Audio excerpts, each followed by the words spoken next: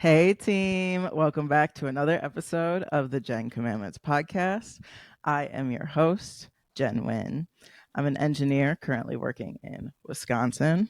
I grew up in the Chicagoland area and I went to college in Michigan. Today, we're going to be talking to one of my college besties. Her name is Lauren Cuddeback. Hello. Yay! Me stumbles over your last name. I'm like, is that right? Wait, I should have made sure. I get that a lot. Cuddleback, Yeah. all the things. Yeah. Oh, man. Me, the very first thing, already messes up. Great. Love You're that. doing great, sweet. How are you? Good. I just got home. You watched my baby. I did. Well, He was really good.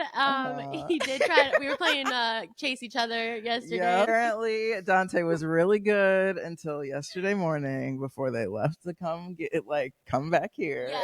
I think he knew we were coming back, and he tucked his butt in, and he was running. He was out of there. I'd get close to him, and he'd be like, he's "Time real to go." good at that. He is. He's bobbing and weaving. I guess we'll start with how, like I always do, how I met you or how I remember being introduced to you. Mhm. So I don't remember having a class with you until paper physics with Dr. Chi. Yeah. And I remember it being in that classroom right where the staircase is. Mhm. That's how I remember meeting you. And you sat next to Daniel. Yes. Sweet boy Daniel. Yeah. I think we had paper 1000 Oh, together. yes. I think because I remember you and Courtney sat together, and Yeah. I was I was always intimidated. Yeah. I do this thing where I get attached to like a person. I'm like, I don't need any more friends. Yeah. I'm like, that's good enough for me. Exactly. Yeah, it took me until like basically my last year to like talk to people. Yeah. I was nervous. I was nervous too because I was like, Jen's so smart. And no. I was always so like insecure. I was like, everyone's smarter than me. That's like college was so intimidating. It was. Yeah. Yeah. And I don't remember like I just remember when we first went out together when we went to the old goat. Yeah. And we trauma dumped Yep. together. And the rest is history. Yes. I was like, oh, we're gonna be best friends for real. Yep. Uh-huh. And here we are. Yeah. I've been, I think for the first like few years of college, I was really just like pissed off. I didn't really understand my place in the world before I went to college, and then I like had a rude awakening of that, and then I was mad about it. Yeah. You know, especially in engineering school, because I was like, oh, fuck all y'all. Like, y'all have had access to these things and you didn't tell me about it. Exactly. Like, I was so yeah. So like I don't know. I really struggled to like even want to socialize with our peers, which makes me the one with the chip on my shoulder, which makes me the one that's intimidating and like whatever. Yeah. And I'm like, ugh. Looking back, I'm like, oh, what a menace, dude. Like, shut up. It's like you feel like you're in competition with each other for so long, especially in paper. It felt like because you're all going for similar jobs, internships, and yeah. You're like, be toxic sometimes. Yeah, well, and you're in such close proximity because it is such a small program. Like, it can be a little rough. It's a little incestuous. It's a little. Everybody was dating everybody. I swear, like we was doing like Outer Banks shit. I can't say anything because I'm dating somebody who was in the paper program. I can't say shit for real. But it really was. It was like we always call it like paper cults because it was so culty there. And like if you left paper, oh God forbid. How dare you? Like for real. You are disrespecting the legacy of paper engineering at Western Michigan. University. It's still like that. So it's still like that in paper industry. Like it's crazy. I know. It's weird. It's a weird shtick to have about paper. Who would have thought? Like, we're making boxes and shit. Dude, for real. On like equipment that's over 100 years old. Yes, paper's so old. Like, it's crazy. Oh my god, it's dangerous. It's dangerous as all hell. Yeah, like going into it, there was like you might lose finger. Like, and I was like, I don't want to do this. Yeah, no. I was like, why am I doing this? I wanted a job. I know. I'm trying to make money. Right. And here we are. You know, like thank God for it. But yeah, it's we'll talk about it. Yeah, I figured we would talk about a little bit about paper too. Yeah, we'll talk about it. Good. My first question that I have on here is growing up. Where'd you grow up? So I grew up in Grand Blanc, Michigan. So on the lower half of Michigan. I actually was in Grand Blanc, so it's about 10 minutes south-ish of Flint, Michigan. So what used to be the Mecca for automobiles, it's not so much anymore. So when I tell people where I grew up, they're like, "Oh, Flint, like y'all don't got water." Yes, every time, because everybody knows, like, it's always about the water crisis. So, but yeah, I grew up there, went to school at Grand Blanc, and it was good. The schools were good. There was a lot of kids that I went to school with. Like my high school, it was so big because they combined a lot of the Flint schools that were shut down. So we had 2 campuses that we would cross between. We did that too. Yeah. I thought it was crazy because every time I tell people that, they're like, I've never had that. Yeah, it is sort of weird when you tell people, but like I thought it was fun. You got more access to different kinds of people. Like, I don't know. I thought that it was really beneficial to like our sports teams. Because did you guys do all that stuff together? Did you do we didn't do plays together, but we did sports together. We did, I don't know, that sort of stuff. All of it, yeah. The sports, all the performing arts. They had like Glee Club and everything. Cute. Yeah. So I played soccer throughout high school, and then I played volleyball for 1 year, but like volleyball be different. Rough. Yeah. That's a different type of person. Volleyball can be sort of rough. Yeah. It's like, there's a specific standard of, volleyball was sort of that's the one that I quit first in high school. I was like, I slowly, until I just had softball left, I weeded out like volleyball and basketball, and I think I quit volleyball first. I was like, fuck that. Yeah. I like, it's too much. It's I don't know. It was a lot of expectations. Yeah, there was. And the parents were crazy. The parents, yeah. They were living through their kids.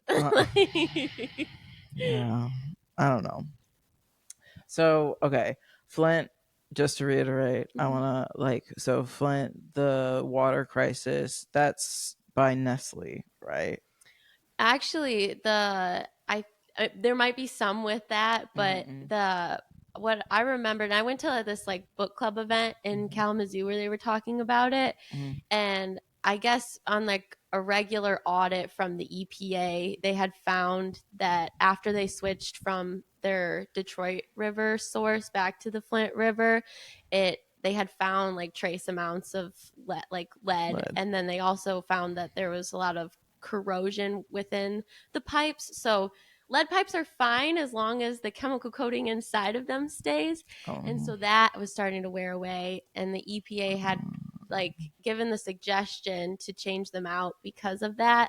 And of course, Flint government did not and ignored this, and then that led to the lead being in this water stream. So infrastructure not being updated. Right. But yeah.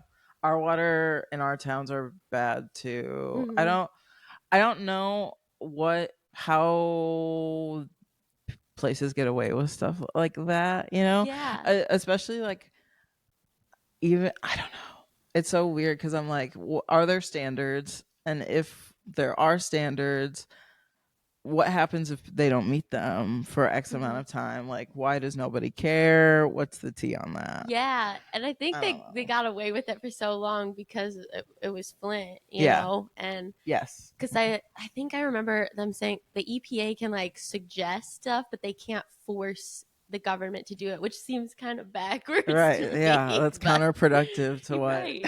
Exactly.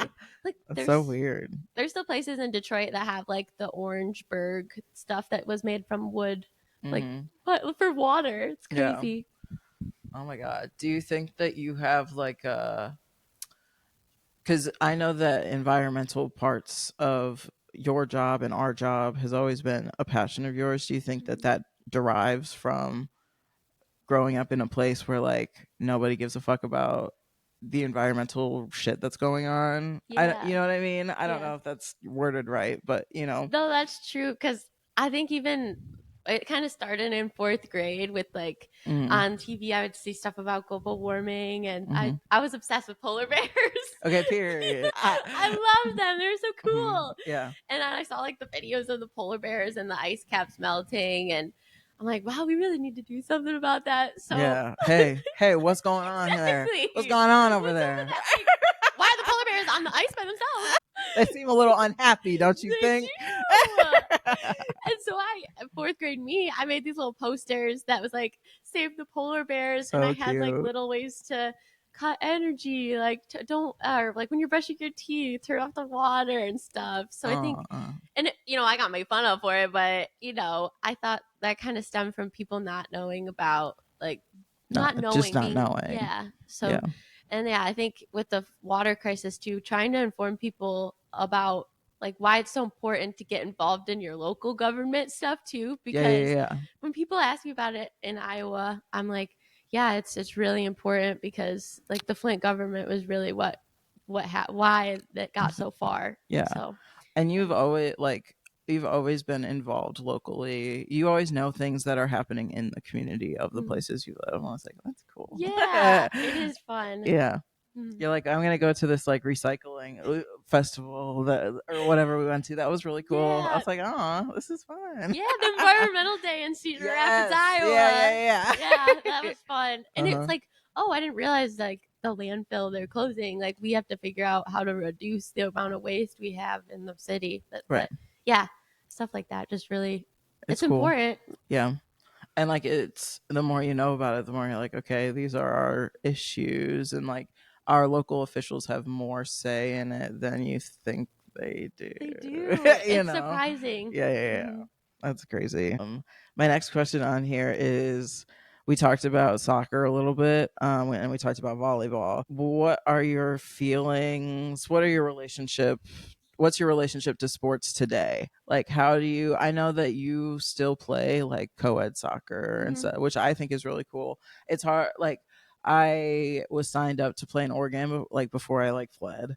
I like that. And so I couldn't play, and I haven't like tried yet, but like I know that you've sort of figured out like a way to have a good relationship to it. Yeah.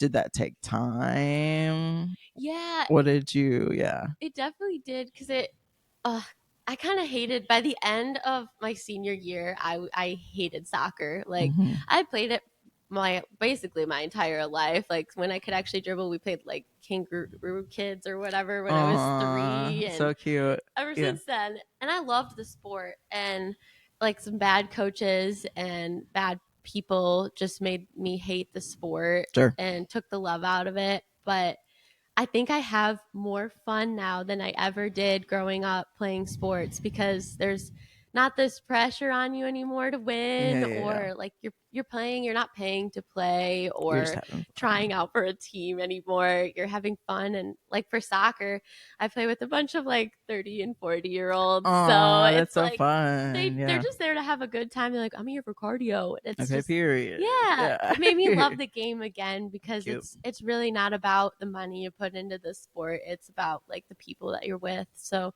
that, and taking the competitive side out of it. Like I'm not competing with the people that I'm on the team with for a spot or any of that. Some arbitrary. Like I play volleyball again, and I would have never thought I would have played again. Correct. So I'm just having fun now. I know. And we've talked about that. Like I forget if we've talked about it even since sitting down here, but like volleyball is such a like, in theory, such an open access sport where like it's sort of easy to be decent at it. Yeah. Like you can just like sort of hit the ball. There's other people around that can help, you know, like, it is such a sport that you should not have like this crazy culture around. Yeah. Because like it is, anyone can play volleyball, you know, so rough.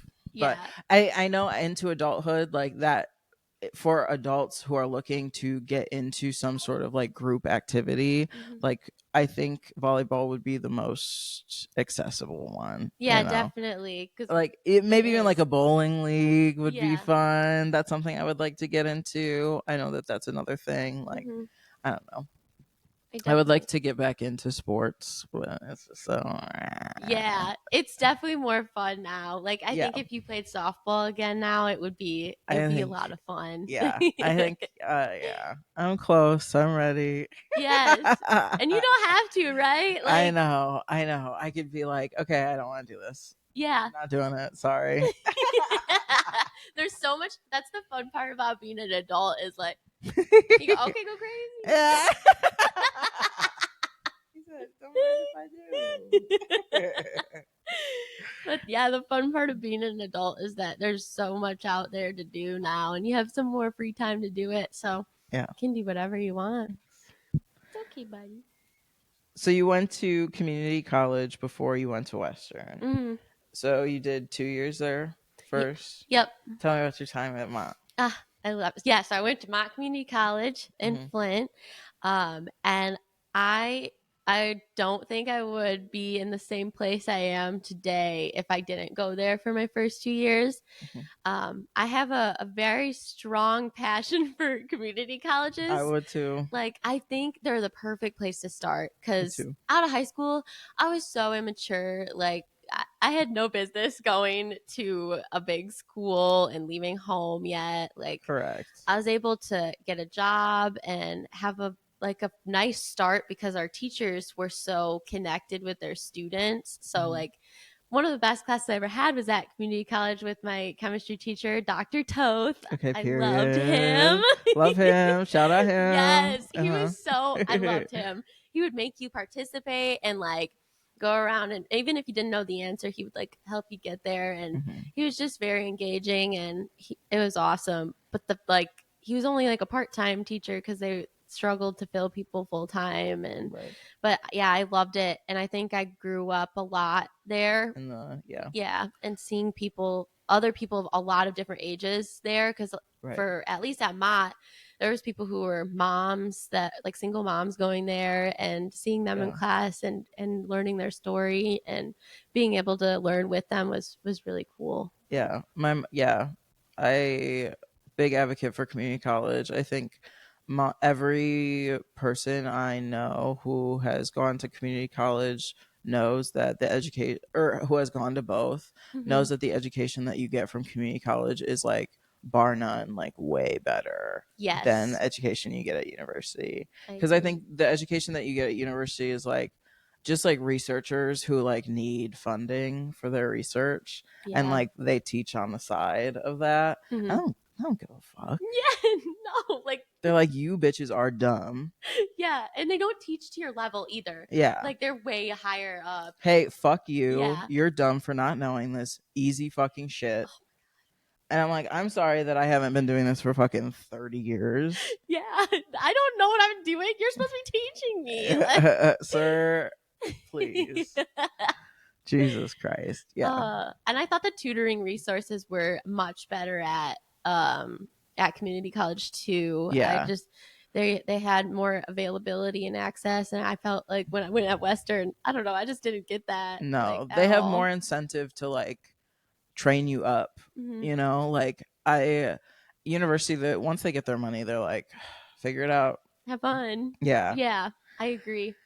And I don't know, it feels sort of predatory the way that we shame people to, because like they literally, because going off, you get like dorm fees, you get whatever. Like if I could go back, I would probably try to figure out, I would want to do something for a couple of years first. I'm really happy with the way that like my like college experience went and whatever, but like had I had a couple of years to like figure out who I was, I think maybe I would be different, doing different things, you know. So How do you Sweet boy. How do you feel about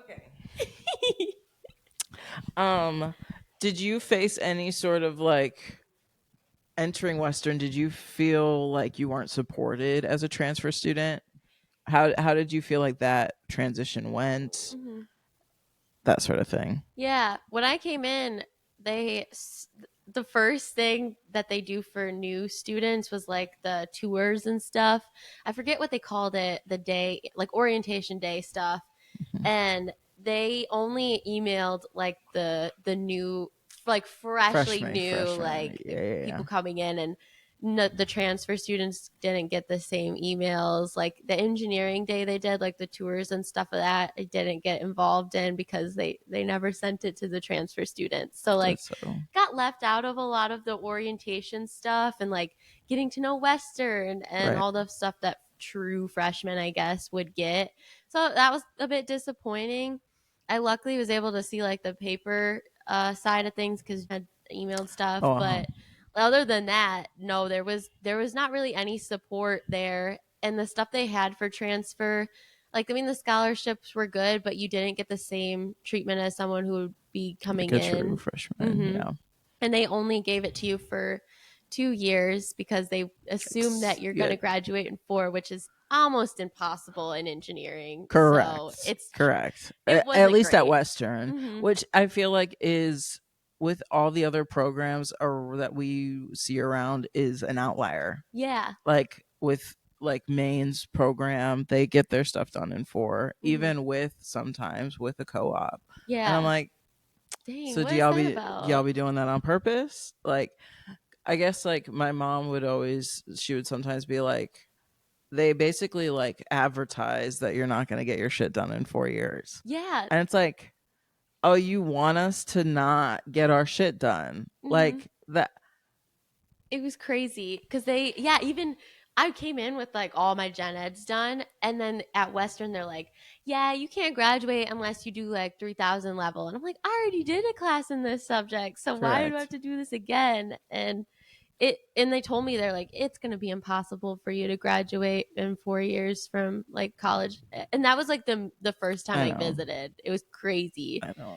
But like crazy expectations, but coming in as a transfer, it was kind of frustrating. Absolutely. At least for university, because it's they want to say they support you, but they don't. No. Oh my gosh. Yeah. And the paper scholarship, they were changing all of the stuff when I was leaving for transfer students coming in. Like they were talking about not giving the scholarship for paper to transfer students. So I told like, please don't do that, because that's crazy. Yeah, that is crazy. Yeah. So like, I was probably considered a transfer because I started nursing. Mm-hmm. So I wonder what. Yeah, that's crazy. Yeah, I think you were, because like on your file, I think it was transfer. Yeah. Which is like the whole reason why I transferred was for the scholars. You know what I mean? It's a big pull. Correct. Mm-hmm. Correct. That's like that's how the paper program was advertised to us to be. Like, I think it feels like they're angry that that's the poll now, that they're like, oh, you guys just want the scholarship. And it's like, well, that's how you advertised it to us. Yeah. Like, you're like, you get you get the scholarship. Yeah. Because they're like, this is what separates us from every other discipline at Western. So correct. That was a poll. Right. I agree.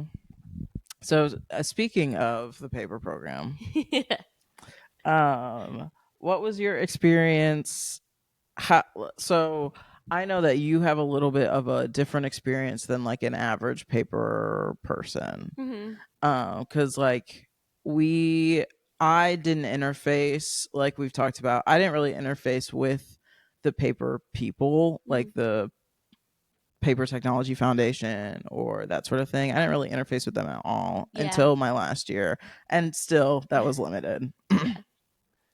So how was your experience with the program? Mm-hmm. And even from like, you can talk about it from your perspective of like insider if you want, but even I know my experience, and it's like not excellent, you know? Yeah. So how do you feel about all that? And I won't use names and of stuff. course, yeah. But And even if you do, I can like bleep it out. Okay. Yeah. Because so overall experience I'm was gonna drink good. some You better. Oh, okay. Go ahead. Overall was good. I feel like because I met a lot of good people, and Yeah. I ended up with a good job, and like I'm able to have a good life because of it. But like the academic portion of the paper program, I felt was pretty lacking, especially after seeing like schools like Maine and NC NC State. State, yep. Like Even Stevens Point. yeah, they just knew so much more about the industry that I felt like we lacked. And paper science, period. Yeah, and I felt very behind. Me too. And I thought it put us at a disadvantage too, and I felt that was lacking.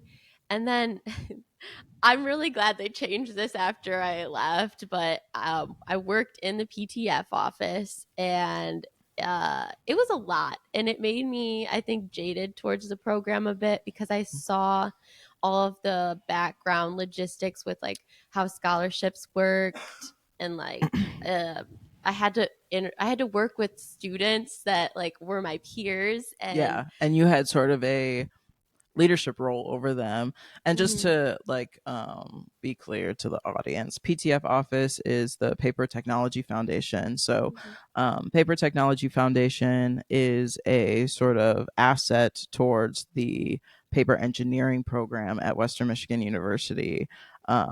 They are sort of like this commissioner of the paper engineering program. So in theory, because of that, they have because they allow scholarships to students and that sort of thing.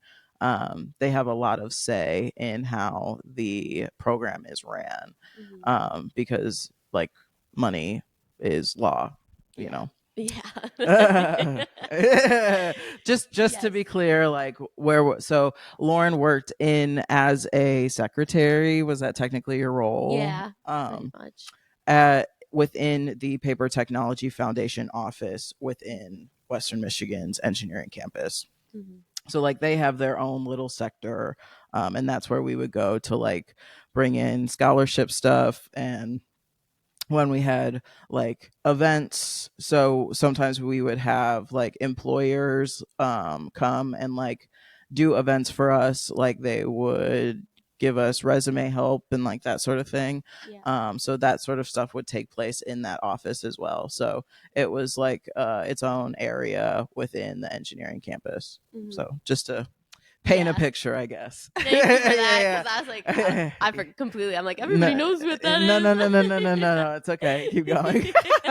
So you worked as like a secretary. So you were talking about how like the magic was sort of taken away for you because you had to see the insides of it, and you had to sort of talk to your peers as if you had like power over them, sort of. Like, oh, you need to turn this in or you lose your scholarship type thing. So yeah, it's like, which is not your responsibility as a student. Yeah, which I felt I was given way too much of it, like that some of that should have been taken care of from like other people in the PTF who's like that's their salary to do those things. Exactly. Like I'm a student worker, and like there was times where I would work more hours than I was supposed to, and like it was just kind of a mess, and that kind of jaded me. And it was kind of bad seeing the insider portion from like our donations, where they were coming from. And that would, to have that sort of information is like, that feels sort of confidential. It does. And some of the people on the board, just like, I won't name names, but like the way they talked about the program and like the students, I didn't appreciate, and I couldn't say anything because like this is where our scholarship's coming from, and this is like these are the people that we might work with in the future. So you like that is something that I didn't love about the program, was like, because it is so close knit, there is fear surrounding talking speaking up about things in any sort of capacity, which I fear, because you don't know if you're going to see those people in the future. You don't know if whether or not you get a job is going to ride on these people. Yeah. And so like that part is frustrating about how small the industry is. But so like when you say how, like, I don't want to push it too much, but like how they spoke about students, is that in like an ungrateful manner? Yeah. Like, I can give like an example that Okay. doesn't shed too much Okay. like on them. Okay. But Okay. like the tea. I got the tea. Yeah. So when, this was kind of when we were about to graduate. Yeah. But And we were sort of cutting loose at the end. Yeah. Like we were sort of, I can understand where they would be ungrateful. Yeah. In that moment, because I was sort of cutting up at the end. We were sort of cutting up at the end. I was tired. Yeah, correct. Also, we were in like a whole other leadership thing too at the same time, which was like the paper club basically. And so we were running that too, which was a lot. Correct. They were talking about Student Summit funding, which Student Summit is it's kind of like a conference where different paper schools, they send people who are in like paper science or paper engineering or like paper adjacent disciplines, and they send them and they meet with different employers in the industry. It was put on by TAPI, which is like I can't remember, Technical Association of Pulp and Paper Industry, I think. Okay, queen. I think I remember. Period. But they put that on. So Student Summit was funded by the PTF, and the board was meeting to discuss it, and there was discussions about how they didn't want to fund it anymore, they being the companies, because they felt like the students should have some skin in the game, which is kind of how they worded it. And they're like, we don't need to send everybody, like not everybody understands the importance of it. And I thought it was a really messed up thing, because a lot of jobs for freshmen in particular came from that. Yeah. So I was like, you're taking away this big opportunity from the students. And those are, the freshmen are arguably the ones who wouldn't understand how important it is to go. Because like it is also marketed as this sort of like drinking event. It's a party. Yeah, it's a party weekend. That's how it's marketed to especially the underclassmen. Oh yeah. And it is a party weekend, but like many of those students who got passed up on internships from Expo, that's where they get their internships. And like I know at least 3 people who got internships from that weekend. So I don't know, that's frustrating. And also like I know that I would not have been able to afford to go to any of those things had they not been funded for me. Exactly. So like part of the whole tea about PTF is in theory to make it more accessible for everyone. And like, because it is a white boys club, of course it's not seen as that. Yeah. They're like, they need to have skin in the game. Yeah. And it's like, sure. If you're parenting these 18-year-olds, but that's not your job. No. Also, like, they went to school in the freaking like 80s and 90s. Correct. So you're telling your college was nowhere near the cost of what it is now. Correct. Like, the expectations. You're working on your third home right now. Yeah, exactly. A lot of them are people who were mill managers or higher ups. Like some of them are the CEOs of their facilities, and I just had a hard time with that, because I'm like, your companies are making billions of dollars in profits, and you're like, this is an opportunity. This is a tax write-off for you guys. It is. It truly is. I would send them the tax stuff. Like, it really is. Like, this is nothing more than a tax write-off. Yes. Shush. Exactly. Like, so them talking about that and like their expectations for what they're supposed to get out of engineering school, and they're not ready for the workforce. And it's like, okay, well, you're taking. Were you ready for the workforce? No, probably. Are you ready for? You're drunk at every work event we're at, babe. You're partying with everybody. You're fucking blasted with the 20-year-olds. It's crazy, and it's true. Like, and you're sexually harassing them after. Yeah, for real. Some of them, yeah. Ooh, white men in power. We have witnessed some crazy shit. Yes, specifically at Student Summit. Like, that is where I really learned, like, oh, white collar shit is just as crazy. I was like, oh, you fuckers are messy too. They pretend in the daytime, then they go out in the night. And you're like, oh, really? That's crazy. I would never think about being that messy at home. Like, you are the face of the company right now. What do you mean? Right. Like, yeah. Oh my God. Were you on the Pratt Industries field trip, like 2022, I think? Or, oh no, it wasn't 22. It would have been 2019, actually, I think. Was it to Indiana? Yeah. That's probably where I met Tarsh. Okay. Yeah. It was. Was that Daniel's birthday? It might have been. Because that's the trip that's the first paper trip I went on. Yeah, because where he Daniel's was birthday. Like, I saved the women. Were you on my God, one? No, I don't know. Oh. I hated those trips. Yeah. Well, I was just, they were around people that made me feel insecure. And I was just like, I hate being here. Yeah. I just hated being there. And that's how I felt about paper until Tarsh and I became close. Mm-hmm. And I think Tarsh and I becoming close, I like Courtney too, but like me having at least one other person around who like I knew felt that same sort of insecurity, like me and Tarsh really bonded close on, mm-hmm. like early on about that, mm-hmm. gave me the power to be like, oh, if I feel this way, then like I can be friends with all these people. Yeah. And so like that was really helpful. I think I really finally blossomed like once Tarsh and I like got close. That's really beautiful. Tarsh brings that out of people though. Yeah. Like, he's good at building community. Yeah. That's one thing about the friend group that we formed at our last year, is that we're really community focused. And that's something that like, this is my first pod back after my trip, so bear with me. That like I noticed about being in Malaysia was it's so community focused, mm-hmm. and Jesus Christ. And I really admired that about that. Like, I think US is so individualistic because it's profitable to be individualistic. Yeah. And so like, I don't know, we had a full week worth of events, and people were there every single day.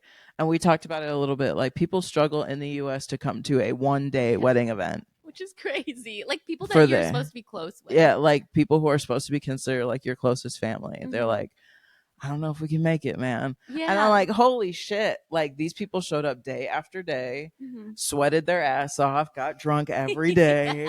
You know what I mean? Stayed up till 5 a.m. Let's go. And we're fucking happy as clams to do it, exactly. Bitch. Like, that's my family. Yeah. Like, yeah. And like, I don't know. That was something that like, I'm glad. I hope that was one thing that I hoped or tried. I felt like we really tried to impart when we left, mm-hmm. But we were also sick of the shit. Yeah, because the way that they had done it prior to us, I feel like was very culty. It was, and was very like, if you're not exactly this way, if you don't do it the exact way that I think you should do it, mm-hmm. then it's wrong. Yeah. And I feel like we really tried to like enforce to like, because we had like peers who had terrible co-op experiences, mm-hmm. I had a terrible co-op experience, and not for my job's sake, but just like I was 20 years old and like she's slaying that song for real. There's there's only singing, but that was just like, I was 20 and away from home. I was like 16 hours away from home. Yeah. And like, of course, anybody's going to do poorly in those conditions. Mm-hmm. You know, like I was barely an adult. Yeah. And so like, we tried to really enforce that, like, do what's best for you. And I think that upheaval in the status quo really did some bad things. And like, I think the students are still reaping those negative consequences of us, sort of. And I feel bad, but I'm also like, how you guys were doing it before was also fucking crazy. It was. So like, how do you feel about all that? Because we've sort of like, I don't know if we told you about this, but like, I went to like a Galentine's Day event, and we were very honest about like our transition and how like we were struggling with the transition into adulthood and like that sort of thing. Yeah. And like we had discussed like don't feel the pressure to get internships, co-ops, whatever quicker than you feel like you can or like you're mentally able to, because it is so taxing to like be away from home for the first time and be away from your support system, you know. And we got some pushback about it, and we we're like, no, you know, like we've lived through it. Like we know we've done it. We've done it. Both of us have been on co-ops. We're not, yeah. We're not from the sidelines looking in. Yeah. You know, so like and now I'm like, I feel like I never receive email. Like I know that I'm not invited back. You know what I mean? Oh my God. I'd like to say I'm surprised, but I'm not. I know. Like, yeah. And that's just like, I can cut that's tea. I don't know if I need to include that, but like it's just like, damn. Yeah. You know, like they don't, I guess the PTF doesn't even really talk to students anymore. Like they don't give a fuck. They're like, sign your fucking scholarship shit and go. Yeah, because I think a lot of that came from like the student workers too, that were having more connection with the people in the program, and now that they don't have that, which is a good thing. Now they don't have that personal connection is really gone. Yes. So yeah, I think our class was we were kind of the rebellious group. Yeah. We were like, hey, fuckers. Yeah. And then a lot of us like don't still work in paper. Like a lot of us have moved around. And I won't. Yeah. Eventually. Yeah. I do. Many of us don't. Yeah, which is good. Like, I think the industry can be toxic. And it's not easy. And it's something that like I thought going into my career that I knew it was toxic. I'm gonna change it. I'm gonna like change. You know, I was so naive, and like I'm sure it is changing slowly, but like I don't got time. Yeah, shit. I'm still in that like, I'm gonna change the industry. I'm sure you are, but like I don't know. It's slow, and it's like it's slow. Mm-hmm. It really is. But yeah, our group was. Yeah, we was really in that bitch, screaming and hollering. We weren't afraid to talk back, and I don't think that they liked that too much. No. Do you have your positives for the program? I think we're really good at socializing. I think we're really, one thing that we do really good at is prepare. Like we really rely on, we are the personal skills university of the paper schools. Like we are the ones that are like, we're good at talking. We can be the salespeople. Yes. Yeah, I agree. Like I think now being out in the world and seeing so many different engineers, like I think we beat like the stereotypical engineer. Like a lot of us are very social and have no issue talking in front of people or talking with others, and finding like common ground, because a lot of us in paper weren't like your typical engineer either. Like going into almost none of us in our friend group are typical engineer. We're not very technical. Yeah, we're like we enjoy the social aspect of the job and stuff. I think we have the ability to take on the technical, but that's not all we're there for. And I think that makes us more balanced. Like I think it makes us better in the long run. I think they did a good job at forcing that too, with the networking events and stuff. I think that was really good. And I loved my co-ops and internships. And I loved mine too. So that was probably some of the best stuff. What was so you did a lot of, you did 3, right? 3. So where were you? What were your? The first one was with Verso, which is now Billerud, I think. But up in the Upper Peninsula of Michigan at the Quinnipiac Mill. Cute. So I was on the paper machine there. My second one was with Kimberly Clark in Owensboro, Kentucky, and I was on the tissue machine. Very cool. Which 10 out of 10 tissue is the best. I've seen all the main grades, and I think that one is probably the best. And then the third one was with Kimberly Clark again in their Huggies baby wipe division. Oh, so cool. that was really cool, but it's like a whole nother world. Yeah. Like, and that was in Arkansas, right? Yeah, Maumelle, which was really close to Little Rock, which was honestly I think Arkansas is like a hidden gem of the US. Like, it's beautiful there. I've heard that. I have more than one friend who lives in Little Rock. Yeah. And like they seem to always be having a good time. Yes. You know? It's very social. Like, I mean, like in the South, it's very social too, but like Little Rock was super, very like community driven, and there's always something going on. And there's a lot of like hiking and lakes and stuff that I wouldn't have pictured when I think of Arkansas. Yeah. Like, yeah, you really enjoyed. That's where you got Wanda, right? Yeah, my sweet cat Wanda. Yeah.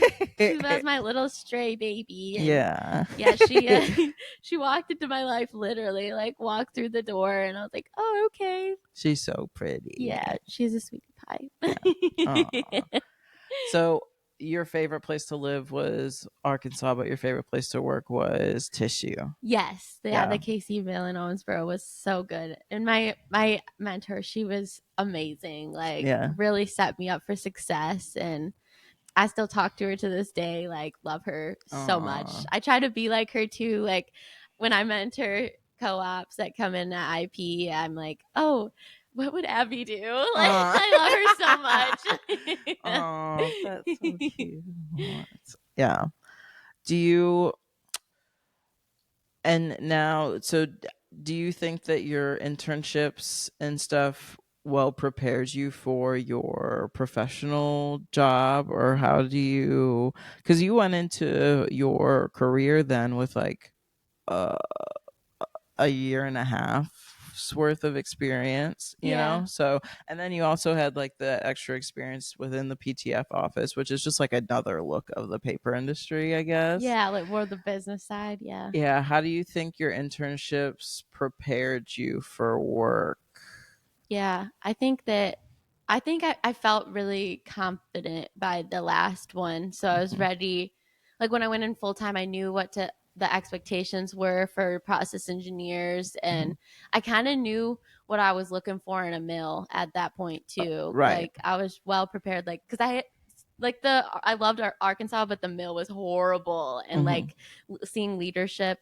Like, they fired the mill manager when I was there. Like, it was crazy. Oh my God. I've had crazy, dude, at my first internship, like within the first 2 weeks of me being there, my boss got fired. Yes, you had the most insane co-op. Like, yeah. I was like the technical salesperson for like all of North America, and I was an intern.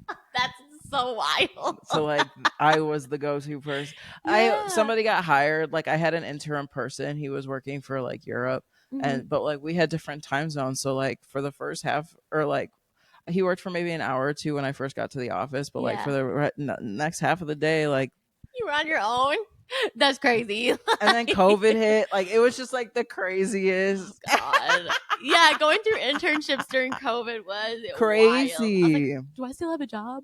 No, for real. Will you still pay me, please? Yeah, I was even contemplating, like, should I even go back to school? Because like I could do it from Kimberly Clark. Like, she was like, I'll do it part-time for you. And I was like, I don't know, it might be too much. But yeah, it was definitely, I felt very well prepared, and like I got to meet so many people through it, and I was excited to meet other people too when I was going in for full time. So it was good. I think it well prepared me. Something I really loved about the paper program was because they need engineers so badly.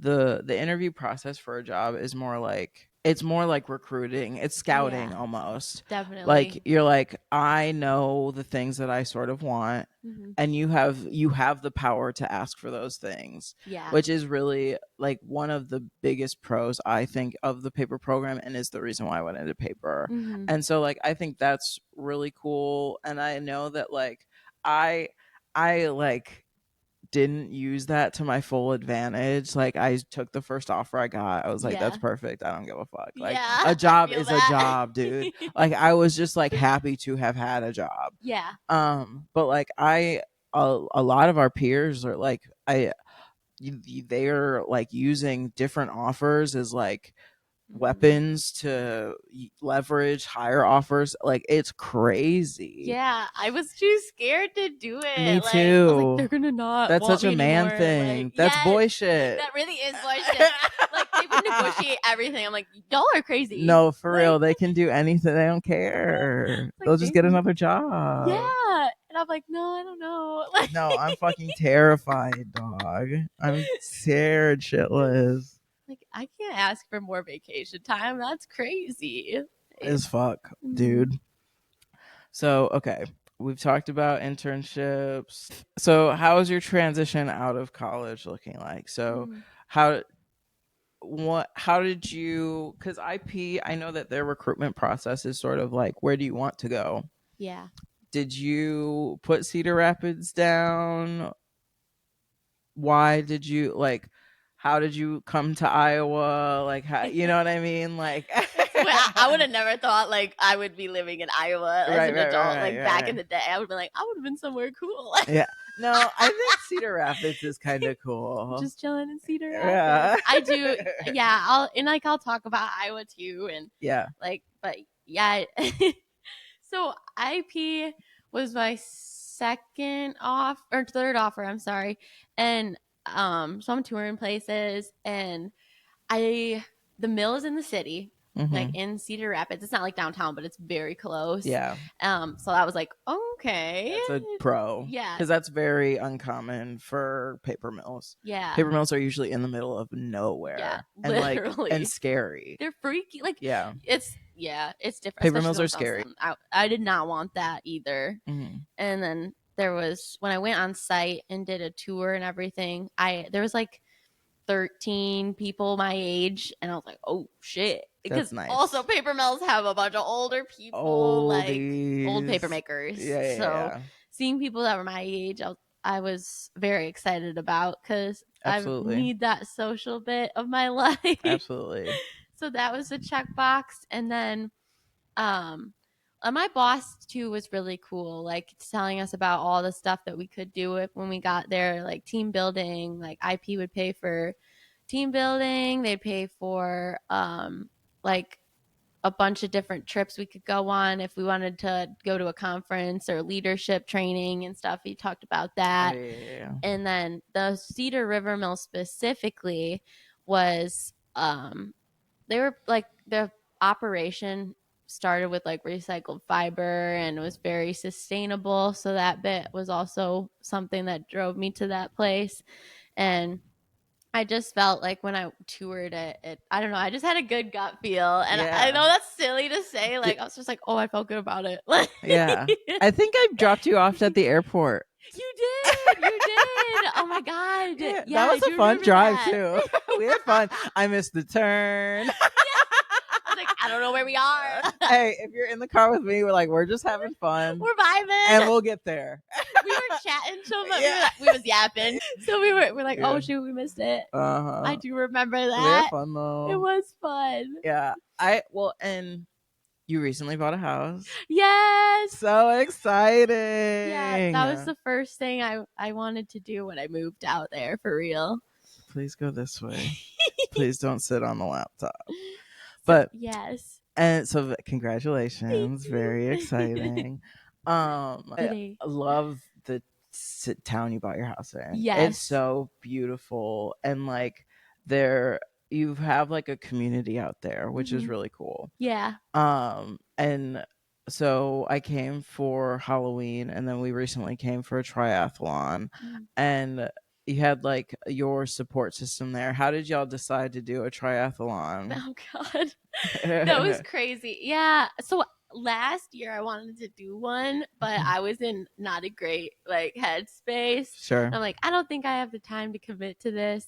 So then the new year came along, and my friends actually wanted to do it from work, and I'm like, okay, if they're gonna do it, I think I have enough motivation to do it with them. And so we set the goal, and I was originally just gonna do like the sprint because like I've never done one before. Like I'll do the shorter event, and then they talked me into an Olympic, and I'm like, okay, I guess I'll do that. I got it.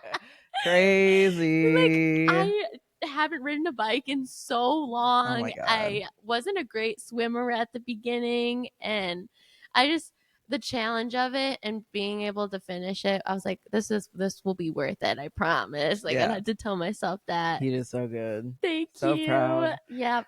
We was all in the crowd. We had little signs. It was so fun. We had so much fun. It was fun. The Pigment Triathlon. That was it was very well put together. It was, and like it was so there's such a like community around it. We talked about it a little bit. Like I was like, there's not a lot of people who do that, so you probably see the same people. It's you sort of like get to know one another. I think that's fun. Yeah, it was funny because the person I bike racked next to was the same person I bike racked next to during the sprint triathlon, the first one. I was like, what? Hey! What are you doing here? And he was like passing me on the bike too, and we're going up this giant hill. He's like, you got this, we got this big hill. I was like, yeah, that was the best part, was the community and support throughout the whole race. Like everyone was cheering you on. They're like, oh, you got one more lap, let's go. I think that was the best part. Yeah, with like I want to do the Chicago Marathon before my 30th. Yeah. And so, because I'm not a runner for real, so I need to work up to it. Girl, yeah. 26 miles is going to be fucking crazy. So I'm like, that doesn't seem real. That's a realistic goal. I can do it before I turn 30. Yes. But part of like the whole like reason why I want to do it is like they talk about just how cool the whole community shows up. They're like so excited that you're doing this thing. Yes. And that's so cool that like we care enough about each other to do that shit. Yes. Like strangers. Hey. Strangers. Like you're doing some crazy shit right now, dude. Yeah. Like it's a huge accomplishment. Yeah. And sometimes you forget, like, after doing it, you forget that how big of an accomplishment it is. But like, no one can take that from you when you've done it. You completed a crazy thing. Yeah, that's so cool. Yeah, we were looking at the buoys. We were like, that's a long distance. You guys had to do that twice. We were like, oh my God. Believe it or not, the swim was the best part for me too. Like, that part was so fun. And seeing how far you come throughout the training is really rewarding too. Yeah. Like, there was a sweet old man that lifeguards at the YMCA, and he's been helping me throughout my training in the pool. And he came up to me before like my last week before I was going to do my first triathlon. He's like, you know, Lauren, you've come a long ways. I remember when your head would stick out of the water like a duck. I said, damn. He said, not a duck. You didn't have to roast me like that. I was like, thank you. I love you for that. But also, damn. He was so supportive the whole time. He's like, this cracked me up. He's like, don't tell your boyfriend this, but he's like, you said, Grandpa, what? Yeah, I was like, where's this going?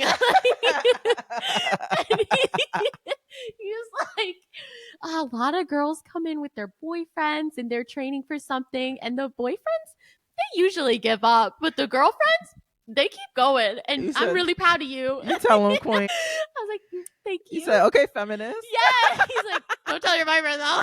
Because Hunter came and sat with me at first. You said, yo, tell him. Yeah, that's he right. ain't doing it. That's right. He's so sweet. Love him for that.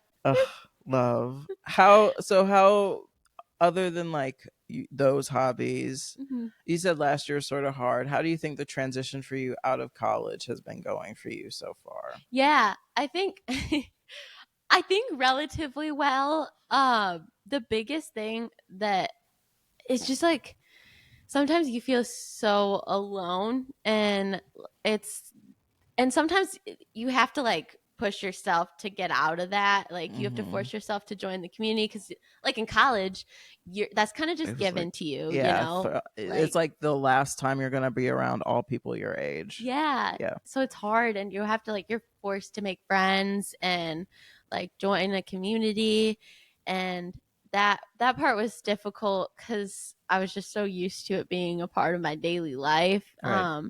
And then actually adulting, like that is crazy. It's hard. Like buying the house, I felt so stupid. You're grown. Like I'm like, luckily we had a great realtor. She was fabulous. But yeah, that transition, and then like the money portion of adulthood is freaky. It's scary as fuck. Yeah. Like you could be if you don't balance right, or if you think you can do something and then you realize later on you can't. It's like, oh, how do I get out of this? Right. And that's been scary.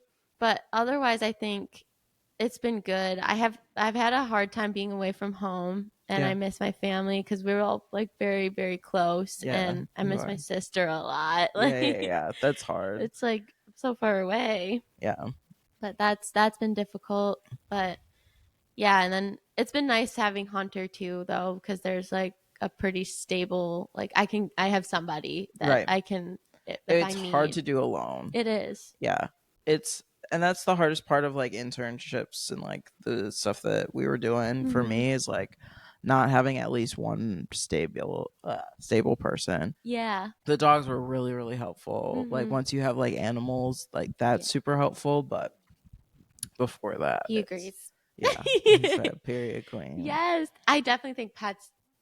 Even though it sounds silly, but like they're there and they give you some sort of stability in your day to day. Like I have to do this. I have to take forced care of this to thing. do this. Yeah. And I felt that with pets, which that would explain maybe why I got a pet during my first co-op. Yeah. No, without Ellie came with me to Florida, and like there are especially when COVID hit, there were 6 weeks straight where I didn't see another human being. Yeah. Ellie was the only other living thing that I saw. That's crazy. And like, I'm like, oh, I would not have made it through that time without her. No, it's so isolating. Yeah. Like, yeah. It's hard. But, and like, it's another thing that you're like, I'm responsible for this thing's life. Like, no matter what, I need to take care of this. Yeah. Like, forces you up sometimes. I love the dog hitting the dab. Like I got it from 7-Eleven. 7-Eleven's like my favorite store. I love 7-Eleven. Our little 7-Eleven stops. Like, oh yeah, dude. In Kalamazoo, there's only one. Yes, and I would, especially the semester right before COVID. I went once a week, like without fail, and it's like out of the way. Like it's in the hood of Kalamazoo. Like it is like nowhere where you should be going near campus. But like 7-Eleven is such at home. That's like it's the corner store at home. So like that was my sense of home. Yeah. So that's from there. I love it.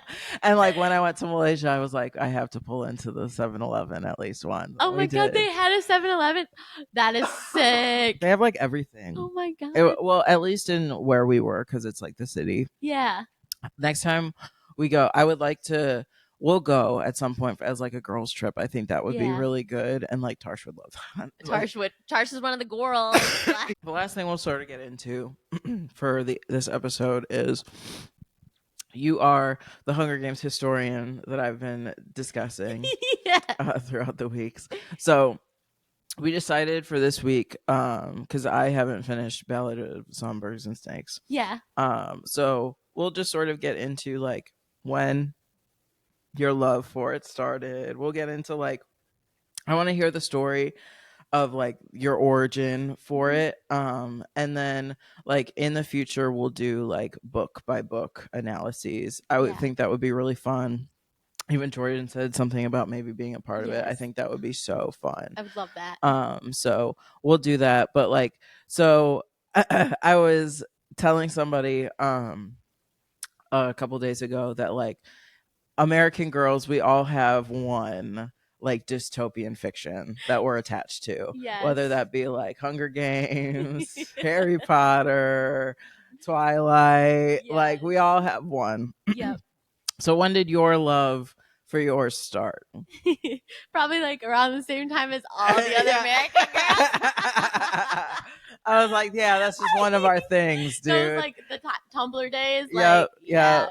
8th grade, 2012. I think that's when it was. We read it for school, which was dope. Yes. It was really cool. I was like, yeah, we should be. We cool. should. They should. I still think that they should in classes. Yeah, it was 8th grade, and my English that year chapter is like Prim getting reaped for the Hunger Games. I was like, this is an insane way to start a book. Correct. Like, so I was hooked from then on, and I loved the books and the movies, and I think my love for it has changed throughout, like, growing up. Yeah. Because, like, at the beginning, I'm like, I'm just a teenage girl. She's just a cool girl. Yeah. Like, Katniss is so cool. Yeah, and she's tough. Yeah. Like, I hadn't really... I mean, growing up, I didn't see that a lot, except for Susan from Narnia was obsessed with her. I think I have a thing for girls in archery. Like, yeah. You said, I'm into that. Like, wow, I really love them for real. Period. And that was how it all started. But now I think my love has grown in a way, like the political aspect of the book and what that means and how that relates to the United States today. And kind of like elitist fashion of like the celebrities and stuff, like comparing to the Capitol. Like, it's just so well written. The realization of like, oh, we're the Capitol for real. Yes. Like, oh, this is embarrassing, sort of. Yeah, like the 1% is running everything. Like, yeah, it's a lot. Like, I remember Hunger Games being important to me, but yeah, I had no really real understanding that like the Hunger Games was political probably until like 2019. Yeah, you know, like I was grown. Way too grown. Like, why was I not like unfortunately like too grown? Like, I should have been known. But like, it's like thank God that those things are included in curriculums. And that's something that I fear with obviously these new political, like where we're at, is like that's being taken out. Yeah. Because I didn't know that it was political back then. And thank God now I do. Yeah. And like now I have some recollection of like, oh, okay, this is what this means. If we don't have that at all, then what? You know, like people are missing out. It's funny you mentioned that too, because I actually went back. I feel like I think I was graduated at this point, and I reached back out to my English teacher, and I wanted to thank her for like introducing me to the books and like talk about how much it changed me and how I was able to meet people because of it. And I wrote her this whole letter, and I went back, and she's like, you know what's crazy? You say you bring all this up because I got so much flack from parents about having this book read in class. And I'm like, that's why, like, parents don't want their kids to read this. Like, this is an important dialogue. But I think our parents were taught obedience. I don't think our parents were taught to challenge the status quo. Many of our parents were taught by their like farmer parents, and like their farmer parents were taught that like this is the American dream, and like the American dream is for you, and you only. I agree with that. That's very And so like anything that challenges that is going to cause some upheaval, and like that sucks because the upheaval would benefit. Like, you are District 12, babe. Like, you're closer to the people of the districts than you are to the people in the Capitol. Correct. Like, in relation to the world, we may be the capital, but like for the richest country in the world, we don't do anything for our people. And like we're living a very terrible, not great existence, and we're being sold that it is a good existence, you know? And like it doesn't have to be like that. And so I don't know. I think Hunger Games touches on all of that. It does.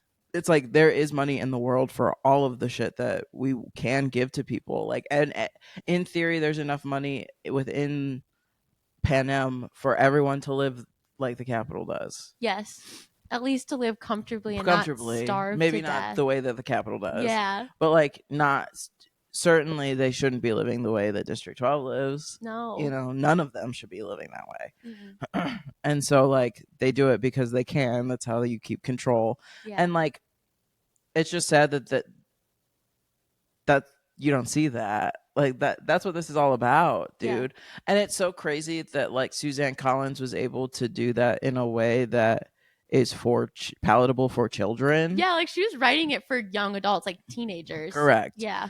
And like that flew way over my head. Me too. You know what I mean? Like there's no way that wouldn't have. And I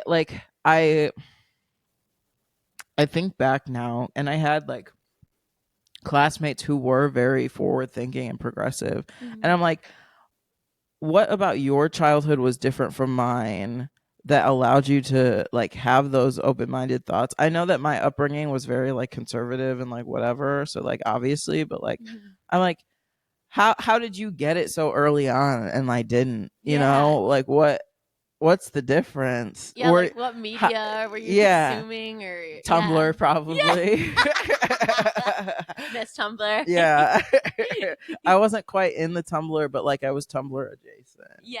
I was like on Omegle and shit. Oh God. I remember those days. Yeah. Unauthorized access to the fucking internet, you know? Scary. Me on Webkins.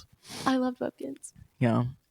So yeah, I don't know. Like, then did you always know that this is just like your hyperfixation? Have you had any other like, I know that you're also really into like Star Wars and stuff like that. Is there anything else that you feel as passionately about as Hunger Games, or is that like your number one? Yeah, I would say it's probably my number one. Yeah. I love Star Wars for like the same reasons too, because also Princess Leia, like queen. Yes, I was like, oh, a strong woman, like being portrayed so brave, and I just loved her, and then just the universe. And I love Star Wars more now because of like the political side of Star Wars and the Empire. And yeah, I would say, but Hunger Games to me is always probably going to be the most, I guess, hard hitting for me. And I don't think anything has ever compared to what I felt when I read those books. I know. When it all feels so intentional, like, I don't know. It's cool. Yeah. She's cool. So yeah, I don't know. I guess that's it. Do you have any other questions for me? Oh my God. There were so many times during this I was like, I kind of want to ask Jenn the same question. I have to interview next. I don't think so. Thank you for coming on. Thank you. You'll be on again. We'll discuss the Hunger Games. Can't wait. Thank you so much for being a part of it. Yes, thank Love you, you Jenn. so much. Yay. This is fun.